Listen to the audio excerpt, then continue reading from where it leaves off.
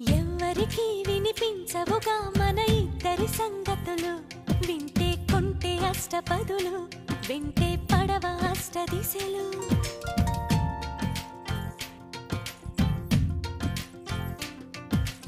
ఎవ్వరికీ కనిపించవుగా మన ముద్దుల ముచ్చటలు, చూస్తే జంట ఏని ఎదలు, మనకే తగులుతుంది ఉసురు.